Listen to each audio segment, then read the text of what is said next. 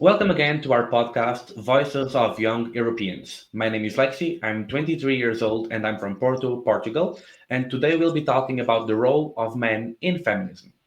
We are all raised in the system called patriarchy, and it affects everything about us and how we live with ourselves and others.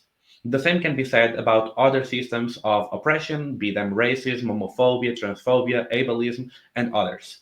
Because of this, some people are privileged and other people are oppressed, but these overlap with each other. The idea of having these conversations came to me from the fact that I grew more and more aware about the importance of feminism and I wanted to do something about it. But what is the role of men in feminism? I Googled, I asked ChatGPT, I asked the women in my life, and I asked even other women that I didn't know, and I still feel like I'm not doing enough, and at the same time, sometimes I may be doing it wrong. Because of that, I invited Amy and I invited Tina, and I thank them for accepting my invitation to have this chat. Amy is from Hassl, she's the founder from Hassl, tackling harassment at the root. And then we have Tina from the campaign My Voice, My Choice. That is a European Citizens Initiative, but that since then grew a lot larger. So now, thank you very much. And I'd invite probably, let's go alphabetical order, Amy to introduce yourself, and then Tina, feel free to jump in as well. Yeah, of course. Thank you for having me. So as you said, I'm Amy. I'm the founder of Hassl, which is essentially a social enterprise that is all around tackling harassment at the root. It's a combination of essentially different tech tools and training, which is kind of a voice for women, but it's an invite for men. So everything kind of centers around men and male violence in what we are building. As I kind of felt like all the I want to say products, brands kind of around this put a lot of responsibility and more mental load onto women and girls and kind of perpetuate that narrative that it's our responsibility to keep ourselves safe and didn't really address the root causes, which male violence is predominantly the biggest one we're going after, but also poor public space design, barriers to reporting, and just systemic sexism, misogyny, like you said, from the patriarchy. So, yeah, that's a little summary. Want to go next? Sure. I'm Tina. I'm 23 years old and I study sociology. But besides that, I work for the My Voice, My Choice campaign, which is a European citizens initiative that is trying to establish a financial mechanism for people to access abortion in the EU in a free way, an accessible way. Um, I now that we've gathered all of the signatures that we needed, we kind of expanded, like we have a structure, a really strong community in the European Union, and we're trying to use our platform to also raise awareness about other issues. But one thing that I would like maybe to point out is during this campaign, connected with this conversation. During this campaign, we noticed that on our social media posts that spoke out to men specifically um, got a lot of likes, and also we have a cishet male colleague from the office. And whenever he would be in the on our social media appearing, everyone was obsessed with him. It got a lot of likes. So um, during this conversation, maybe I would like to also shed light on what. Sorry, there's a car honking. I don't know if you can hear it. But yeah, some of my reflections on what it means when it comes to such a large scale campaign like My Voice, My Choice, tackling the entire European Union, um, how to adjust your language to cater to a lot of groups. Um, yeah, that's from me for now. Okay, it's really great to have you. I've been following the ECI, the European Citizens Initiatives, for a while longer because I'm like an ambassador for it in the European level. Like this is in Portuguese, but basically it's a tool to that people can get together from different member states and just say we think this should be law. And so this campaign is part of it, and it's one of the most successful campaigns ever in achieving momentum in social media, in like events in even the member states physically. And so it's really great to see that it got to 1 million, and now I really hope the commission will like handle it properly and really bring to life what you are seeking. So one of the first questions I thought about bringing on, and you can take it by which whatever order you prefer. It's like your perspective on feminism, because we know that for every feminism we ask what it means, it will be like two answers. So a lot of people say it has to be intersectional. A lot of people have to say that it has to be on the left. Other people say like, oh yeah, but trans people, and then they have perspectives that I myself don't agree with. I think Amy doesn't as well. Tina probably same. But so, what is feminism for you? And even you identify as feminist, but how did it start for you? Was it always that reality, or did you have problems before? Do you want to go Let's first? say, Yeah, yeah. I would say Tina to go first. Amy went first before. Like we can switch it up. Okay. For me, when I saw this question, as I was preparing a little bit for the podcast, I, for me, it's a pretty simple answer. Like, feminism is a movement that strives to achieve equality among all genders. Period.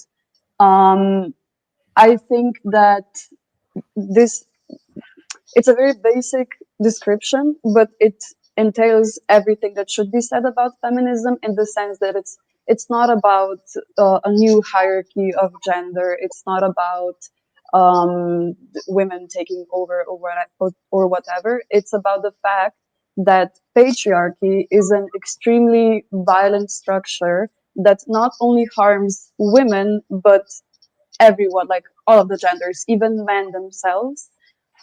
So when I talk about feminism, I talk about like liberation of all the genders. In addition to that, so I kind of like go from this basic definition, and then we can talk about the intersectionality of like feminism in combination with class, with race, with sexual orientation, etc., etc. So, but for me, all of these movements that tackle any kind of oppression go hand in hand, because you cannot have like liberation of women without liberation of workers, and so on and so on. So, yeah, this is my take on it. Yeah, completely agree with every single thing you said. And yeah, I guess I'll try and build on it a bit, but I very much agree with what's already been said. I think by a basic definition, like it is just restoring balance and essentially creating equality. And I think we were actually just talking about this before before we came on, but I think feminism as a word has had like quite a negative connotation for a very long time. I think whenever you are trying to combat or move towards equality in general, or combat kind of any social issue, anyone doing that, especially in the early days, can get painted with this kind of negative connotation or whatever, that you're radical or you're delusional or whatever it might be. And I think obviously we know historically that women who were feminist were very much, they had a hell of a lot of challenges that they had to overcome to get us to build a foundation that we can now build on.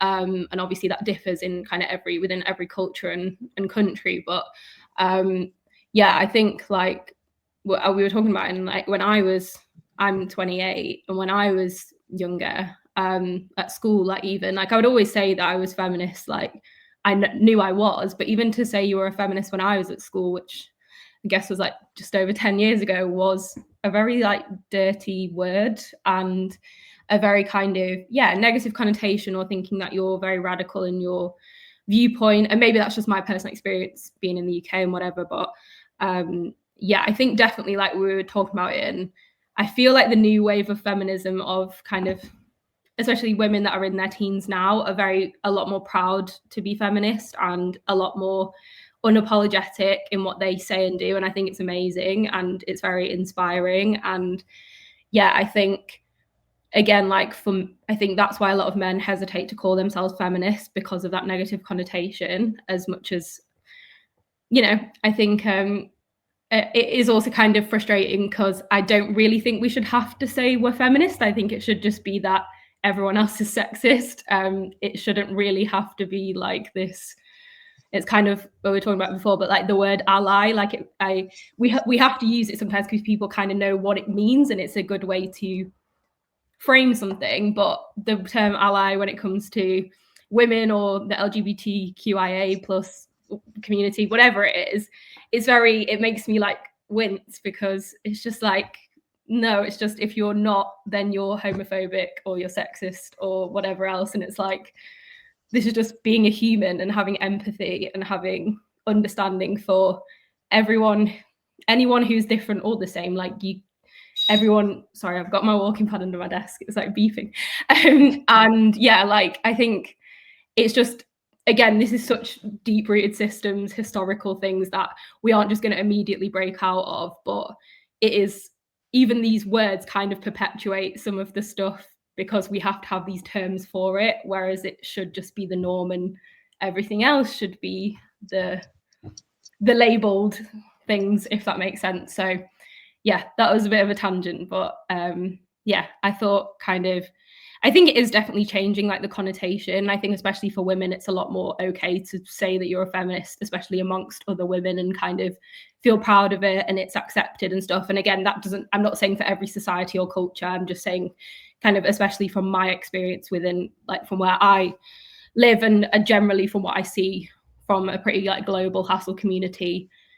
But I think it is also, you know, with the rise of, you know, incel culture and online misogyny and all this kind of stuff, it is also becoming more divisive between men and women as well. So there's kind of that two sides of it, where I think it's becoming more okay for women to say it within, especially between themselves, but it's becoming more of a topic at which people who aren't there yet or don't understand feminism like to jump on and tear down. So yeah, there you go.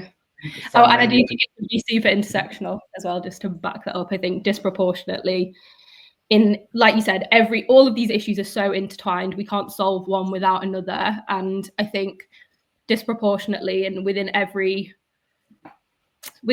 kind of oppressed group, disproportionately, say like women of color or trans women or whatever within the community of women, are disproportionately affected by like the violence against them, by I guess the patriarchy and all that kind of stuff. But it is about how it negatively impacts everyone. And I think that's one of the ways hopefully we can start to get through to more men, is that it also has a negative impact for them. All the things that you kind of see in the comments where it's like, oh, well, men aren't allowed to cry. It's like, yeah, that's because of the patriarchy. That's not because of feminism. So we're on the same side. We want the same thing. It really upsets me that a lot of times, or most times actually, that men bring up these issues. Oh, men kill themselves more. Men are really sad and cannot express their emotions. It's only when women are talking about their problems. Yeah. Like you do not see, I'm trying to create one now in Portugal, but you do not see communities of men that are trying to talk about their problems. And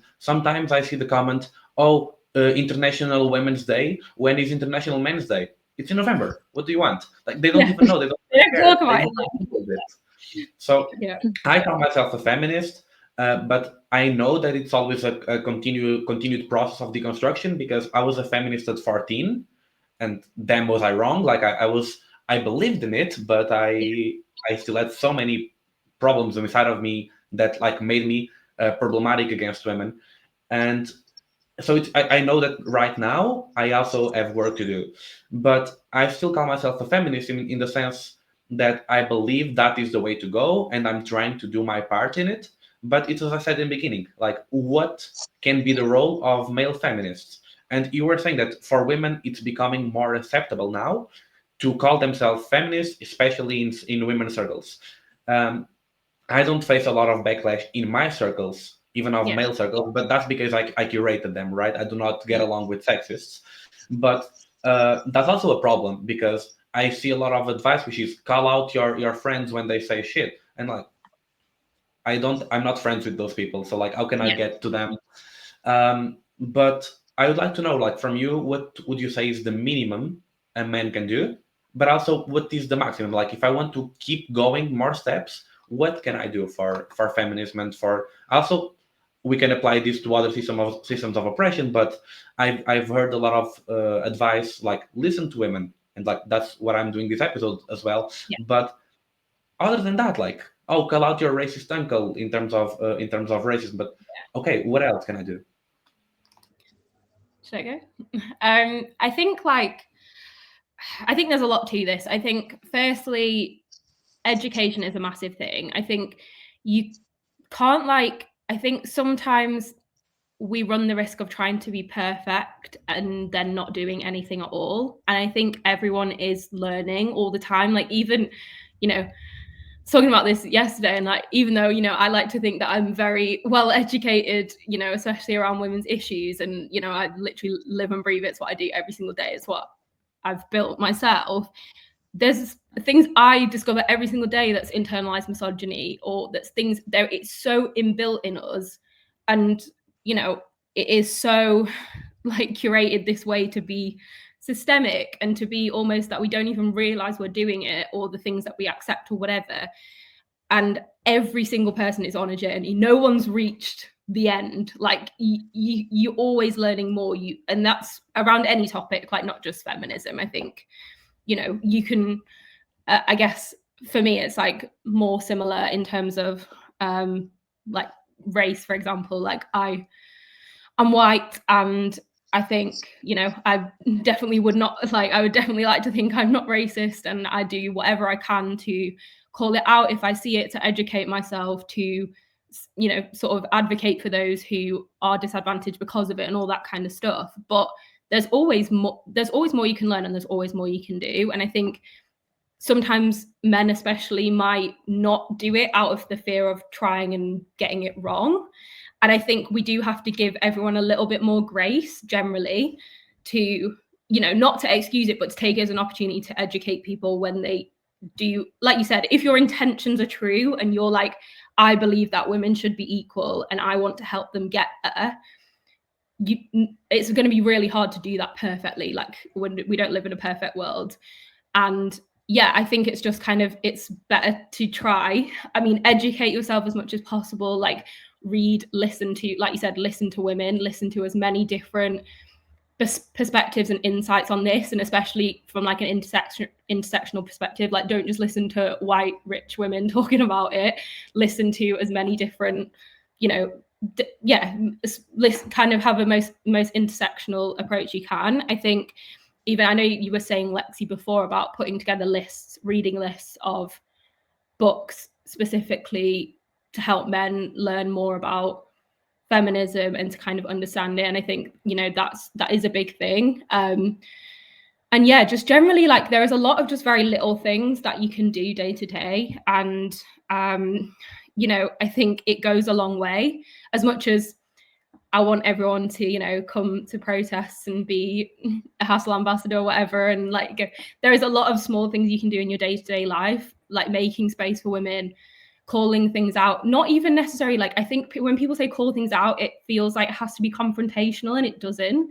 It's more like, if you can flip it, or just be like, what made you say that? Or why would you think that was okay to say? Or would you have said that to X or Y? Rather than being like, don't do that, and kind of coming at it from, people very quickly feel attacked. And you can almost kind of let people like unravel their own argument and realize that they're wrong all by themselves if you just ask the right questions. And I'm not saying that's easy, like it's definitely not an easy thing to do, but I think, especially when I was younger, I used to just get really angry if people were, racist or sexist or whatever. And which is understandable, but yeah, but people will just switch off, and it's not a good way to educate people, as much as it is hard to it's hard to restrain yourself. And I think by asking questions and unpicking why they think the way they think, or trying to just, like, this is, and again, not to like push Hassl, but this is what we're trying to do, is kind of strip it back down to these really like flipping the narrative, being like, why do we say that to boys and we don't say that to girls? Or, you know, these kind of little things that actually is what everything's built on. Like, that is almost more powerful sometimes than going in and being like, well, 97% of women are harassed by men, so this is a massive problem. And people are like, yeah, but that's statistics, whatever. If you can actually like drill it back down, you know, or be like, would you say that to your, I don't know, your parent, like your mum, or would you say that, you know, it shouldn't be that you have to respect your family to respect women, but it is a way to kind of start to break down those barriers and kind of understand. Or yeah, I think, and it's same with like, I mean, we do like this bystander training, and I think a lot of people, when they see, for example, harassment happening in person, like there's this bystander effect where people don't intervene and stuff like that, and they kind of think intervening has to be confrontational, and it doesn't. Like, if anything, you want to do the opposite of that. And, you know, really simple questions like pretending you know the person who's being harassed, you know, making up a name and being like, oh, hi, I know Amy, like, like, what are you doing here? Or, you know, just pretending you know them can deter someone who's a perpetrator of harassment, because they immediately are like, oh, now this person isn't as vulnerable or whatever in that situation. You don't have to go up to harasser, start, you know, calling them out, because that will probably escalate the situation. I think that's what a lot of people are fearful of. But again, it's all this like education piece. It's just the more you can learn and understand about these quite simple ways to, yeah, to kind of, I guess, I think confront is the wrong word, but just to respond to when people are like saying things that might not be quite right. Or, you know, I think we even do it with our, like, we were talking about this the other day, but, you know, we do it sometimes to ourselves, like as women, we'll say judgmental things, internalized misogyny, whatever. And then it's like, would you say that about a man? Like, if you've, I don't know, for example, if your friend slept with someone and they're going, oh, I shouldn't have done that, like it's really slaggy or whatever. And then it's like, would you say that about a man? Would you? No, you wouldn't. You wouldn't give it, you wouldn't bat an eyelid if that happened. And then you start to realize your own internalized misogyny, essentially. And I think that's the thing. It's kind of, it's be more subtle to be more impactful. I've been seeing a lot of videos of this as well. I've been seeing a lot of videos of like someone is recording and then like, oh yeah, are you talking to my sister? Oh yeah, how are you doing? And or just the opposite way. Like the women is like, oh hi love, how are you doing? And the guy's like, what the hell? Oh yeah, okay. And then they play pretend as well to help protect them. I've been seeing a lot of that, but at the same time, I see that maybe in these moments, a normal person, a normal guy would play along and be okay, but then in their day to day they are still like feminism, I don't know what that is, you know. So I would ask now, Tina, why do you think that most men are silent or would not call themselves feminists, but they still believe they are okay? They say, oh, I'm an okay dude, I'm not a sexist, I'm just not a feminist, because that's something else.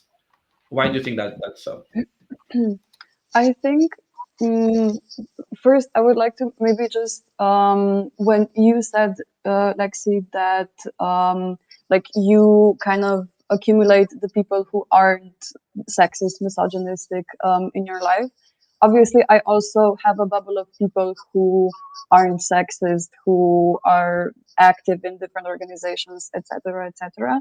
But I will say still that like even in this group there is this like the hints of misogyny, either if it's really explicit or like if it's internalized. But there are moments when someone I think it's like it's probably every week at least once, and then we have the space to call the person out.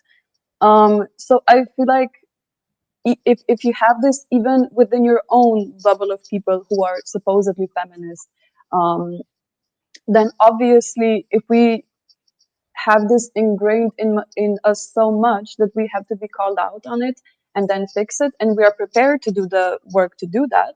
But then you have these group of cishet men who not who aren't even at that stage one, like they don't detect the normalized sexism. It's like I wouldn't even say it's how do you say in English, like banal. Um, it's sometimes it's commenting on women's bodies and saying, "Oh, it's just like that. I didn't mean to act on it, etc., etc." So I feel like this just stems from the fact that as a society, the prevalent kind of thought is that it is okay to talk about women, non-binary people, LGBT people, to comment on their bodies, to kind of yeah, um, in the sense that mm, because no one in the sphere of not even these men, the media also and advertisement, I think everything in combination just reproduces the same system. So it's just like this banal sexism on top of banal sexism, etc., etc. That's why I think that most men don't um, like speak about these, Yeah, or even see themselves guilty of any yeah, kind of misogyny. I think that's the thing. It's kind of seeing where you are. Like, I think you're completely right. It's seeing where you are on that scale first, and there's kind of like a different, don't want to say antidote, but like a different solution for wherever you are. Because I think like probably what we're talking about is maybe men that are already acknowledging there is some inequality, and maybe just like, for example, like you saying you, or maybe you a few years ago or whatever, but there is a lot of men, unfortunately, that, you know, like you said, still see themselves as good people, but they don't recognize, especially like, talk about this a lot, but especially when they're straight, white, older men that have money because they've never been part of an oppressed group or a part of a minority. So they've just never had to think about that. And when you've never ever had to think about it, it's quite a big barrier to overcome from an external perspective to get them to think about it. I think that's the thing. It's quite hard. Like, yeah, it's almost like if they've never experienced oppression in any form, I think why generally women can relate more, not always, absolutely not always, but like generally women have more empathy and can relate more to other oppressed groups is because they also know what it's like to be judged, to be the feeling of oppression itself. Yeah, whereas I think if you've just never been part of it, that's like a massive hurdle to get over, of that group of like, unfortunately as well, like straight, white, rich, older men that also unfortunately tend to be the ones generally in power, in senior positions within organizations, all this kind of stuff. It is, you know, it's not an easy solution. And I think it is very much like, yeah, wherever you are on that scale, there's going to be different kind of solutions or different ways for you to progress up that scale, if that makes sense. Towards Yes, I noticed you mentioned the scale at least twice, and I think a lot about it. Like, this is like the most sexist person possible, and this is the most feminist person possible, egalitarian. But like, where am I, and where are others? And I would say, I don't know. I don't know where to put myself or where to put others, but like I can compare people between themselves. And I was listening to a podcast yesterday. It's a podcast from two women in Portugal, and it's literally called a gender of conversation, like a type of conversation, but with the wordplay with gender. And they were interviewing one man, and they asked him, "Do you think women can trust men?" And it was like, I don't think so, because he was working, and I mean, he is working, at least still, as far as I know, in a place in Coimbra, in a Portuguese city. You can Google later. It's like Boa Ventura. And what he did is like, there was this senior professor, and he was accused of harassment to multiple women in the institution, investigators. And then he started denying everything. And then when it was like undeniable, it was like, okay, it's their fault. And it was supposed to be one of the biggest allies they had there. And then you find everything was a lie. So how can women trust men in general? Like, how can you trust your husband, your boyfriends, your friends? And how can a woman in my life trust me? So I think that the way I can try to help men become safer and educate them, and also allow them to be trustable, for women is to make sure they know so much about the problems that they cannot possibly be faking the empathy. So if they say, oh yes, everyone should be equal, I'm like, this could just as well be a lie. But if Yeah. they know, like, if they read a full book on intersectionality and they can have debates about it, like, okay, maybe they can still be dangerous, but less than those. So it's like trying to progress in this scale. But I think the most important step is actually just calling yourself a feminist or even an ally, and like being able to go and Yeah. or Definitely. check podcasts and videos, because I'm trying to build like a artificial intelligence, with Google Notebook. Mhm. Are you aware of that tool? Yeah. So basically, you can put a lot of PDFs and videos there. And my idea is I will put so many books from feminist authors. Mhm. I've like from the list I have like 20 books already, and that's up to 50. So and then any man or women can go there and ask like, what are problems women face, or like, is this behavior for me problematic? And hopefully, like that's a big brain of feminist literature. We'll be able to give them responses. And because it's like anonymous, everyone is doing it on their own, there's no shame in doing that, so they can learn.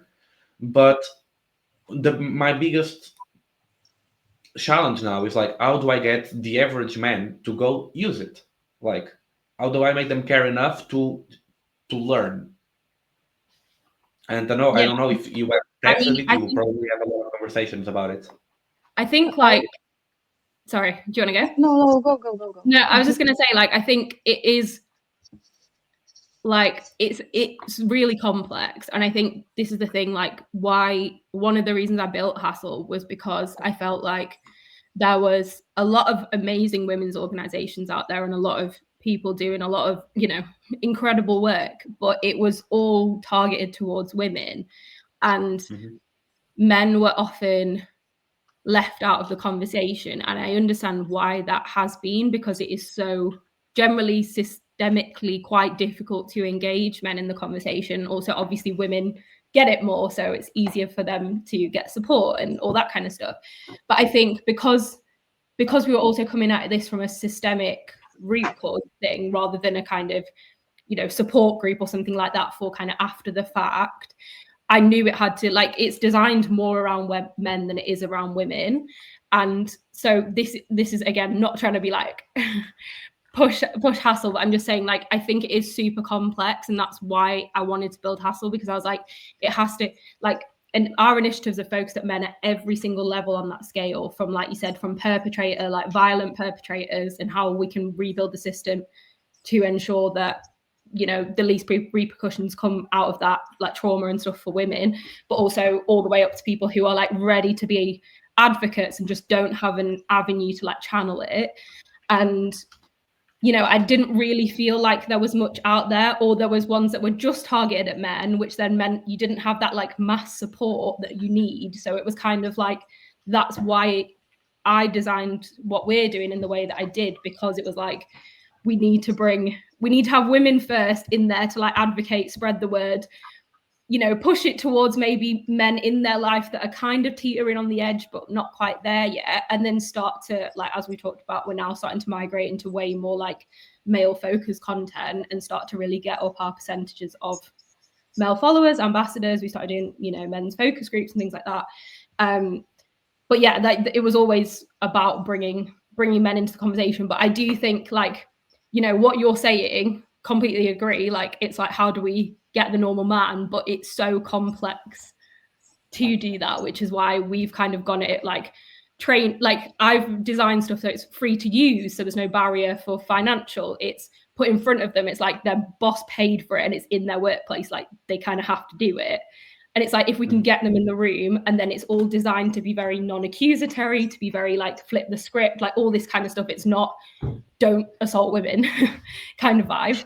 Then it's like, it's like, I'm kind of like, okay, how do we, one, get them in that room in whatever capacity, whether that's physically or online or whatever.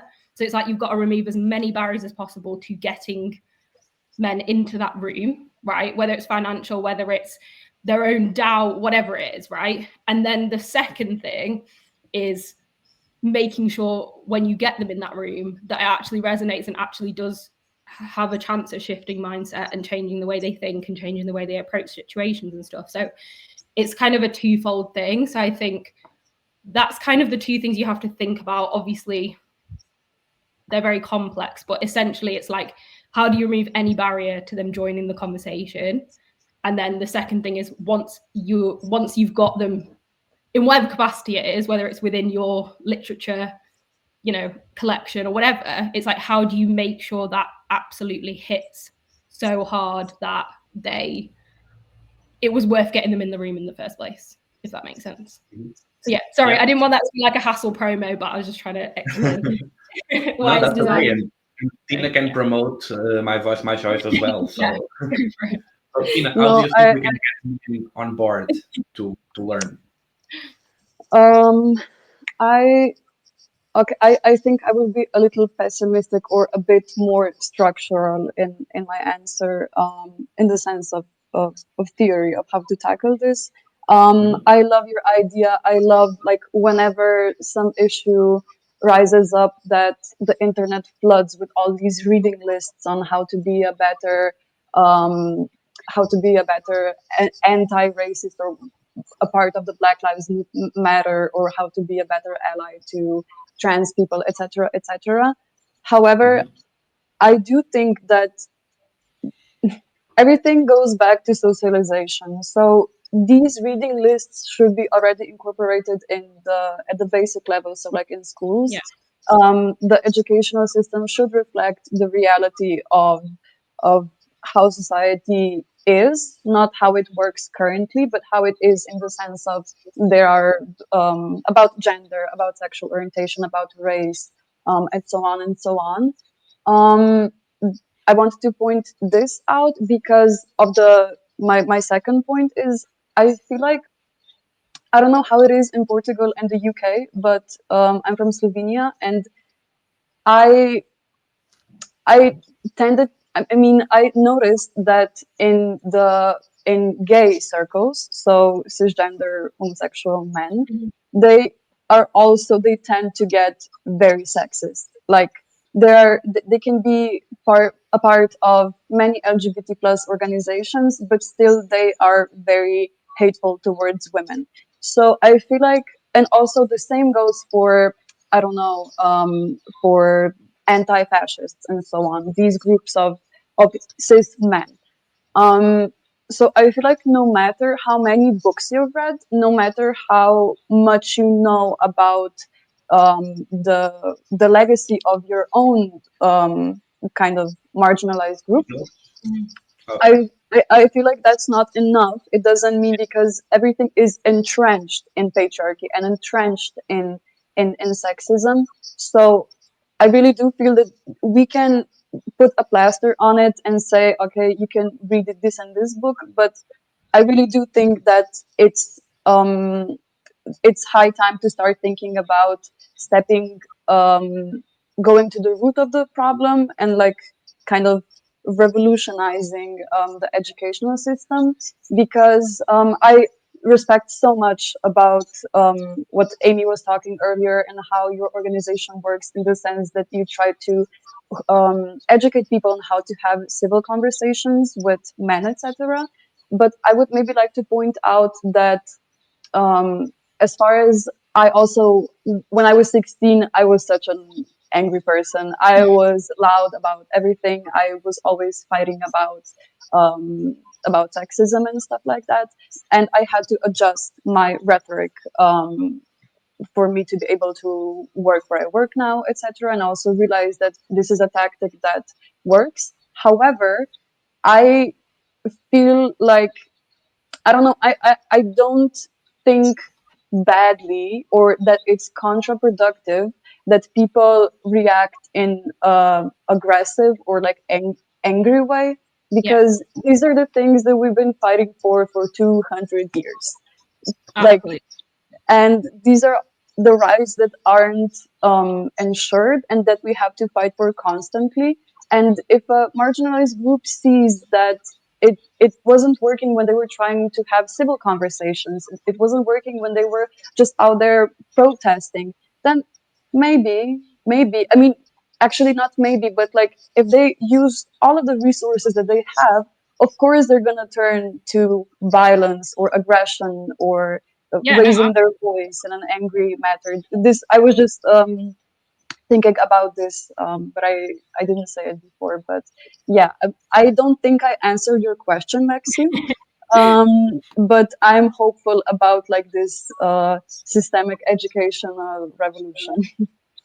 yeah, no, just to clarify, it was more of a way that men can speak to their friends. I definitely don't think that people Mhm, should dial down their anger or anything like that. I just mhm, think, unfortunately, we know that people like me and Lexi were actually talking about this before, and I think generally, as much as I have the inner rage, absolutely, like it, it is like everything inside me that I, from being really young, and like my parents always raised me to think this way and stuff, and like I think, I've hated any kind of discrimination against anyone. And it's so, like you said, it's absolutely infuriating. And yeah, like, and I was just saying, like, I actually posted a TikTok yesterday because I was like, it infuriates me so much, not only how much people vote against other people's basic human rights, but how they actually vote against their own basic human rights and don't even realize it. It is so infuriating. And it's like, and again, it's like, all I want to do is just shake them and be like, do you not realize what you're doing? But unfortunately, due to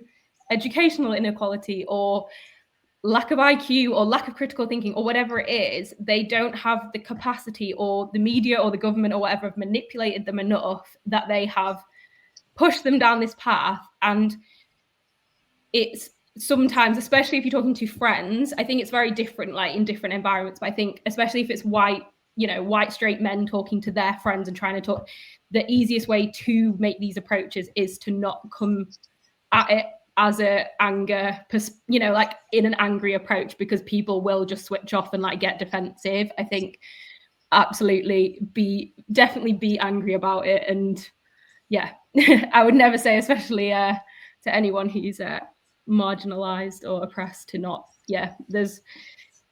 everyone's been quiet for way too long, and like you said, nothing really actually ever changes. Like, people like, why do people protest and why do people do these violent things? And it's like, because no one listened all the time that we were quiet, or we just asked politely or whatever. And it's taken, like you said, revolution essentially to actually make proper change. So yeah, I think it's like different, but that's just kind of one-to-one conversations. I think especially if it's someone you know and someone you maybe think you could get through to, if you kind of could tell them, unpick why they think the way they think and kind of reframe it for them so they can better understand, is just a potential way that maybe men can get through to their friends without feeling like they're gonna have a whole argument or fight or whatever their repercussions they might be afraid of. So yeah.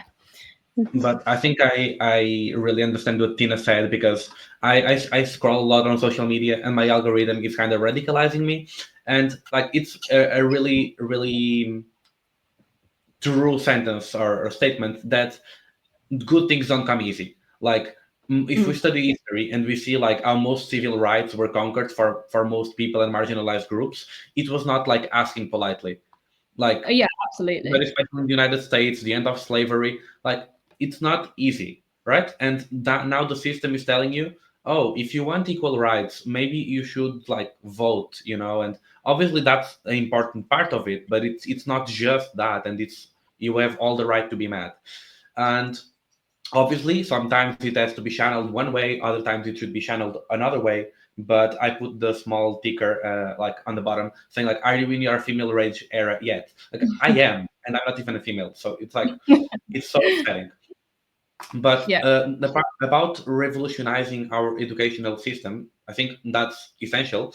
And the books that kids read and do what start in schools, and in Portugal we even have the education for citizenship class, and they did the bold move of teaching sexual education. And like, they were basically doing the minimum, like, like, you should use Yeah. protection and consent is important. But then they said queer people exist. And the far right in Portugal and the conservatives lost their minds, and they said this was like indoctrination by the state, and their children, like, one kid in one school, like in all of Portugal, started skipping classes because like we don't know if it's the kid or the parents that wanted it, but also if the Yeah. kid wants it, it's because the parents like put it in his head that he doesn't want to go to that class. And then the school failed him. He could not pass to the next year because that was mandatory. And the kids put the state and the school in court, and like it's a big fight because they were teaching like queer people exist. And then they go and bring the curriculum, and they said, oh, you see, in the official curriculum, it's saying like people should be able to love whoever they want. This is so outrageous. And then they go on social media and the movement picks up. Yeah. So we need to have enough democratic pressure from the moderate people and from the feminist people, men and women, that we like whatever whoever party is in government, hopefully not the far right, but whoever party like center right, center left, whoever is there, they will feel the pressure. We cannot do certain stuff, and we must do certain stuff, or else we'll simply lose the vote next time. Yeah. But for that, and that's why I think we need men, because they are the other half of the population. I mean, we are the other half of the population. So like for the votes it will matter, and for the pressure on the government it will matter. So another question I've told you that I have is, should men organize, especially feminist men should organize, and how? Because should we join feminist groups like I'm joined Hassl, I'm an Hassl ambassador, or should like we have our own male groups to have like that type of conversation where it's less likely what we say may upset and hurt other people? Because there are feminist groups in Portugal, like E for She, it's a global movement, and we have our own local in Lisbon, in Porto, in universities. But I asked some people in E4She Lisbon, and a girl told me, a young woman told me, actually, we have like 5 or 6 men, and they are all queer. So, like the straight white Mm. men, like where are they? Like cisgender, what are they doing? And why do they not join? And so these are the questions I'm trying to fight now, and trying to bring people that I know that I think they are reasonable and they are decent. Like, hey, sorry, why are you not calling yourself a feminist? Why are you not putting on the fight? And I got about 60 people in about 2 3 weeks. So 60 is not a lot, but also my social network is not huge, right? I think if we could get more prominent men that are also speaking about this and create a community, this could be something. But then I'm afraid, am I a man with a bad idea? Like, will this backfire? Because Amy was telling me earlier that a man, for example, in London, proposed that they should have women-only carriages in the trains or in the subways, and that would be a bad idea. So, is this idea of mine a bad idea? Should we have men organized by themselves, or should it always be together with women? I'm mm, I'm not sure how cis men can organize without the referent. So if their reference is feminism, and if their reference is closing the gap between, the inequality of the genders, then obviously it needs to not be men only, since the fact that when men are oppressed, obviously that's horrible and all that stuff, but it also reflects then violently on all the other genders. Like, because Yeah. of toxic masculinity, everyone suffers. Yes, men as especially, but you can't unravel that without engaging the other people who you are actively harming. So I feel like it should be more of, it shouldn't be men only. Honestly, that kind of scares me. It should be always in connection, and I think the starting point is maybe listening, like to listen to what other people are saying, and also teaching yourself how to, when someone talks to you in a calm way, how to also not react defensively. This is something that also I had to learn, um, to kind of engage in civil conversation. And then when you're at that starting point, you can, I guess, or no, I think it goes hand in hand. And you could also talk about your experience as a cisgender man who is dealing with social, societal norms, etc., etc. But talk about your experience. Don't talk about how unfair it is that feminism, but like you know what I mean. I feel like when you're engaging in that conversation, then talk about your experience, and maybe you will be enlightened as to why you are struggling with the fact that, I don't know, you as a cisgender man can't wear makeup. Yeah. It was a bit, I hope that was clear. I told it a bit confusing. No, I got you. Yeah, I agree. Amy? I think, Yeah, go for it. no, I was just going to say, like, I think, again, with, and I agree with what you said, I think when you, at the end of the day, as a white cis man, you do not have lived experience as a woman, right? You just don't. That's something we're never going to get past. Like, it's never going to be, you're never going to be on par in the sense of like how your day-to-day life is directly impacted by this, because we know women disproportionately, when we're talking about patriarchy and feminism, we know women are disproportionately affected, and especially when we're talking about the kind of issues that we like focus on, like violence against women, you know, and same with like abortion, obviously, and stuff like that. Like, men can advocate for it, but they're never going to have the same lived experience of what that is like, because that is just how the world is, right? And I think it's the same for anything. I think being part of an organization that, like, I do think, and as I kind of talked about before, I do think there are unfortunately a lot of, for good reason as well, so I don't mean it in like a shaming way, but like a lot of women's organizations that do exclude men, right, from, they don't want them involved. And I've even had it with Hassl, like women being like, I don't want to be part of this if men are part of it and stuff like that. And I get it. Like, there's a lot of women who are extremely traumatized that maybe have never had a positive male figure in their life at all. Like, I understand, unfortunately, it is that common, and I get how people are disillusioned and stuff like that. My personal perspective is that we're never going to get to a significant solution for violence against women if we don't involve men. That is my personal stance, and that is the approach that I'm taking with Hassl. But I do think, you know, again, like I think it's very important that men are part of the conversation, as long as their intentions are good and true. And obviously that's something we like safeguard and everything very carefully, but we're also not a support group or anything like that. We are, you know, a group of volunteers developing initiatives essentially. But I do think it is important that, like with any of these things, that women are overseeing what is happening, because they have the lived experience, they can direct, like you said, I think a room in the nicest way of just men fighting for women's issues with no women involved is quite a scary thought, which maybe sounds horrible, but I think that I agree, like it's quite a daunting thing. And I think even like, you know, Lexi, you were saying, oh, I don't know where I stand. Like, to me, I would say, from everything that I have learned and seen, and even our own stats and everything, I would say you're in the top 5% of men in terms of how you think about this issue, right? I'm on about violence against women. Like, that's from everything that we've learned and from everyone that's involved.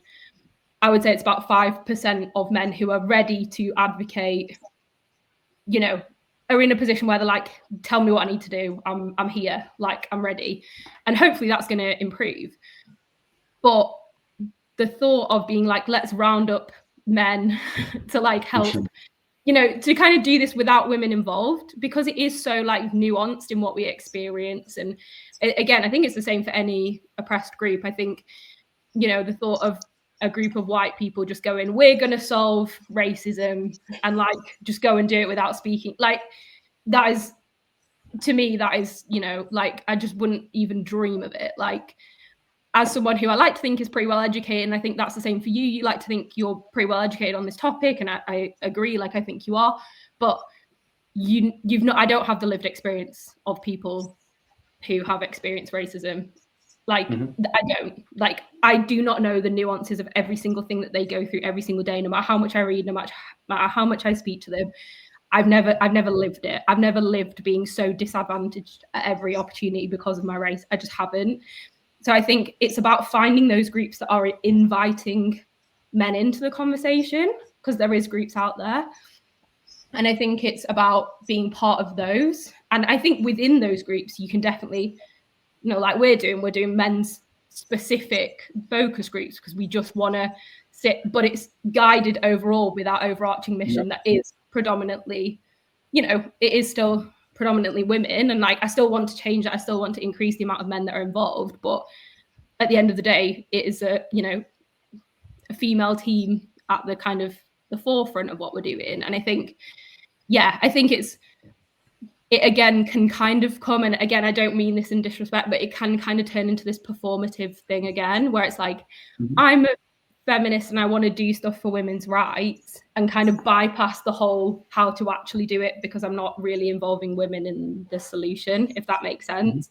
And I don't necessarily think that's coming from a malicious place. I think it's just, a lot of the time, I've met many a liberal feminist man, and after very few conversations realized they literally have, they don't really have any insight into what what's like in the beginning.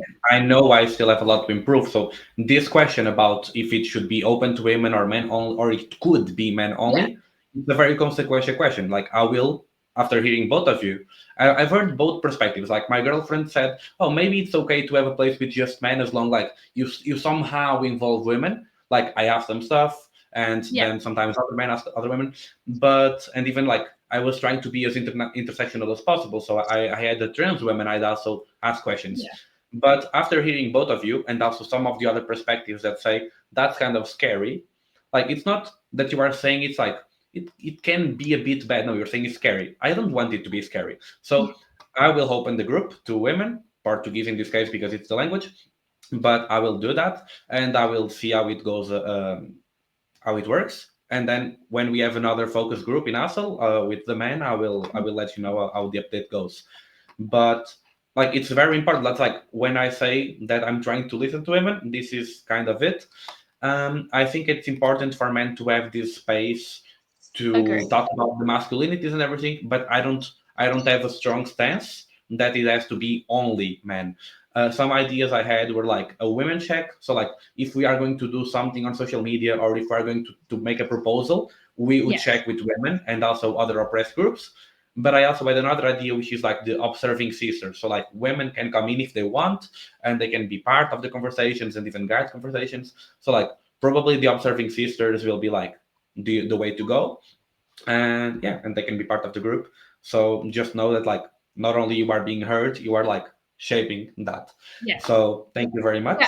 I don't think it's bad to have like men's only groups around these things. I just think it could, unless you've got proportionately very, very educated men within the group, you could quite quickly go derail, because you don't have kind of people pushing back and like sharing real lived experiences, if that makes sense. I don't think it's, I've purposely said for the men's focus group, like, women have tried to join, and I've said, no, we do other focus groups, we do, joint ones.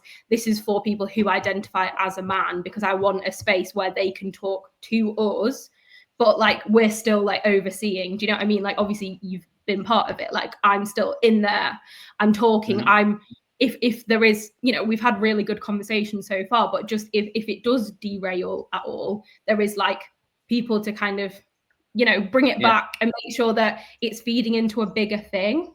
I think if it's just a standalone men's group fighting for women, that could quite quickly go down a route that isn't, and as I say, like that man that we were talking about, like, I didn't mean that he was being horrible or anything, but when he was on a panel talking about women's safety, and he goes, let's have women's only carriages on the train, I was like, hun, like, no. Like, this is, again, because they were just perpetuating that thing of like, that was the solution. And I'm like, you have a chance, you are part of the UK rail group, you have a chance to make systemic change, rather than put more responsibility on women to go in these carriages and whatever. And like, it was just kind of, I think it can so easily be well-intentioned, but just go down the wrong roads when there's not diversity within conversation, if that makes sense. I just wanted to point out one more. I wanted to point out one more thing. I don't know. I feel like this could be. I want to generalize experience of being a feminine presenting person, but I've talked to my female friends about how, when we go to different events, in the sense that there are some like round tables, etc., on issues, it can be anti-militarism, but also on the issue of feminism. It happened that we came there and when it was time for questions, we were just overthinking about what we were going to say. So we rather didn't say anything at all. And at the event of feminism talking about abortion, there were only, or like predominantly cisgender men talking. So I feel like also um, when you have the reality of raising cis boys in a certain way, so they kind of like get more platforms to speak up, then also at these kind of events or organizations, they're just gonna like behave the way that they were taught to behave. So even I feel like if you decide whichever way you decide, I feel like it's important to also kind of like moderate the conversation that everyone in this situation has, so that you make sure that then the marginalized groups are not left out of the conversation because someone was raised to talk confidently. Yes, I discovered that part of being a man and being a woman as well, like what they told me about the experience. When a friend told me, "Hey, like it is lovely being with you. I always like being with you, but let's just do it in the afternoon because I have a dinner later, and I would invite you, but it's a girls' dinner." And I was like, "Yeah, that's okay, but like, what is special about girls' dinner? Like, is it different than common gender like everyone?" And she was like, "Yes, like we actually get to talk." And I was like, "Oh." And like, and then also some topics that like they would not feel comfortable with men, but actually just like in any topic have their voice heard. So I started reflecting from that day, and I was like, damn. But we are over 1 hour now. I don't know how long you have left, but there's just one final question, and if you have to rush it, feel free. My last question is if there is a need for new male role models, countering, for example, the Andrew Tates of life, and how would that be, especially concerning this exact fear of stealing the spotlight. So men are always talking, and now if it's gonna be about feminism or being a better man, like is it dangerous or is it counterproductive that men are taking space in doing this? And how do you see it? I think that Mm, so maybe I'm reflecting on how our campaign went, in the sense that our communication team, how they decided to what content to put out, what work, etc., etc. I feel like the when you have cisgender men who are already exposed to the public, so they are famous people, celebrities, that the audience or like people, the public kind of like takes them in and transforms them into a symbol of something. So there is already happening that you have these cisgender men who are kind of like breaking societal norms about how to dress, in the sense that I don't know, some actors are starting to wear makeup or have their nails painted, and so on and so on. So I feel like then when you have these celebrities who already have a platform, it's important that they, or like, I don't know, I feel like I would say that they're responsible with what they do with their platform, so that they are in favor. They talk about the right to abortion. They talk about same-sex marriage, etc., etc. So I feel like that already exists. The need already exists because the public is already doing that, and also combining this with just like some practical experience that I saw when I said at the beginning how many likes these posts got, like what I don't know, Timothy Chalamet said or what Harry Styles said or whatever, it got like much more likes than any other cisgender female celebrity that said something. So I feel like the public is already taking the space to create and um, expose famous people who have how would I say, who have the correct opinions on stuff, especially feminism. I would say, like, I think generally, I mean, again, I feel like it's really hard to like not talk about Hassl with it when I'm answering this, but like my plan with Hassl was always that we would start with very female-centered content or women-focused content, and over time we would gather those, you know, ambassadors and advocates and all that kind of stuff, which we've done now, and then we'd start to, you know, still keep up with all the girlhood, womanhood, relatable scenarios, but start to bring in a lot more like what it means to be a man, all that kind of stuff, but in a very, you know, I don't want to say a subtle way, but we're not like going, oh, here's a list of things you should do kind of thing. It's more like again, relatable stuff, and starting to bring in maybe the men who are teetering on the edge of being involved start to feel more that there's content for them to share and that kind of thing. And also we've always talked about that we're going to focus more on male influencers when we start to work with influencers, which is happening now, or happening very soon. But because it's a bit different, because what we're doing is essentially building a brand around men, it's a bit different than the general feminist movement, if that makes sense, because I'm trying to tackle a specific problem of violence against women, which is predominantly caused by men. So I am trying to tackle male violence at the end of the day. So I'm trying to create positive male role models, like you said, to counteract Andrew Tate and co, and kind of use all of their tactics. I don't really want to call them that because, you know, pain, but use all of, you know, the way that they kind of give young boys aspirational things, but that we do it in the same way, but that has a positive outcome for the world and for women especially, you know, where we are, what's the word, like, I don't want to say glamorizing, but like, you know, creating this like what it means to be a man, and it's all about like having empathy, having emotional intelligence, like all this kind of stuff that is kind of like anti-patriarchy and speaks to men but has a knock-on positive effect for women, because at the end of the day I'm trying to make the world safer for women, and I think we're not going to do that by perpetuating the same messaging, obviously, that like toxic masculinity and incel culture and all that kind of stuff, you know, goes on about. So I think for feminism in general, I think it should always be women at the forefront. I think it's, again, like it's kind of that lived experience thing. I think because what we're doing specifically is more anti-patriarchy, and it's about tackling violence against women, which the majority of violence against women is perpetrated by men. It means that to get to a solution, or to do the solution that we are trying to do, is to tackle male violence. And I don't think we're going to be able to do that without creating positive male role models, alternative routes to the likes of Andrew Tate or whoever else.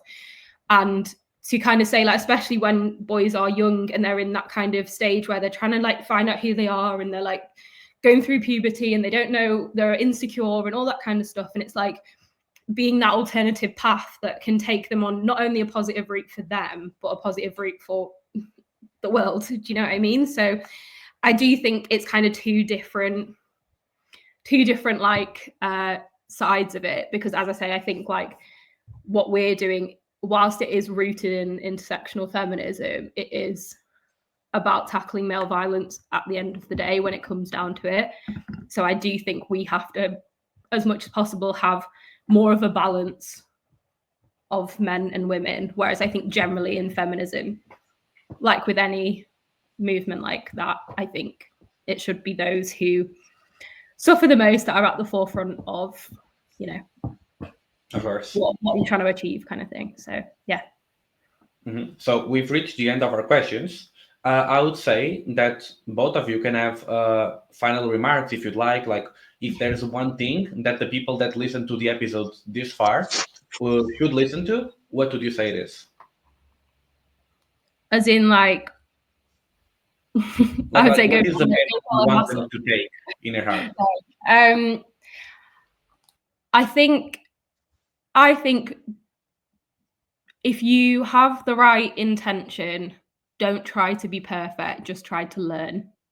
Like, don't hesitate from progressing within feminism by the fear of not being perfect, because it's better to do something, you know, as long as you're not harming anyone in the process. It's better to educate yourself and try and do something and just like we've said, listen to especially the women around you and understand and hear. Don't just listen, but like properly listen. And then just do just do whatever is within your capacity to do and start yourself on that journey. Because I think as you go, then you get that momentum. I think it's the fear of like starting that means people never delve into helping those that are oppressed or marginalized or whatever. So yeah. All right. The way I see it is start without being perfect, but be completely open to listen because you know you are not perfect, right? Yes. So if people give you feedback, don't take it as an attack. Even if someone is attacking you, try to see like, okay, this person like was severely affected by what I said or did, but like what can I learn from it so I don't make the same mistake again? Yeah, 100%. Okay. And Tina, do you have final remarks you'd like to share? Maybe I would like to address people who know, like, who aren't complete assholes and sexists, but like have a hunch that some like a certain comment is inappropriate and so on and so on. I feel like we should strive to be better in our own circles. So call your friends out, don't enable them. Also, you can just I have a few friends who have really shitty friend groups in the sense that there's like all these cishet men commenting on women, and he tries to kind of talk to them in this jokey way, but in the sense that he's still calling them out. So I feel like it is everyone's responsibility if your closest people do something that is wrong in any way, that you call that out and have a conversation with them. Maybe go as far as like changing your friend groups, but I feel like it's constructive that you at least try to call your own people out when they say something. In addition to what Amy already said, that listen, just listen and learn. And yeah. Okay, so thank you very much both for coming in and helping us understand more about the role of men in feminism and also what we can all learn from each other. It was great for me personally. Like the idea to learn came before the idea to do the episode, and I'm happy with what I learned. So I'm sure that everybody that listened will learn from it. And also, the reason I asked now for these final remarks is because maybe, and we know, like not everyone is going to listen to like 1 full hour and 15 minutes of podcast, but I will eventually share like the full recording with you, and we can all like take our screenshots and small clips and use them in Hassl, in my personal page, Eurodesk, my voice, my choice, in any way you prefer. Like the material is as much as is yours as is mine and Eurodesk. So we can try to do like with this material, with this conversation, the most amount of good that we can. So thank you very much for coming. And Tina, I will keep in contact in Portugal with Umar. So know that I'm in good hands and I'm being responsible. I will keep trying my best, as Amy said, like not knowing I'm not perfect. So I hope we can keep making the world a better place for everyone, but especially women and other people that are suffering from the world we were created on. So thank you. I will stop the recording now. Thank you.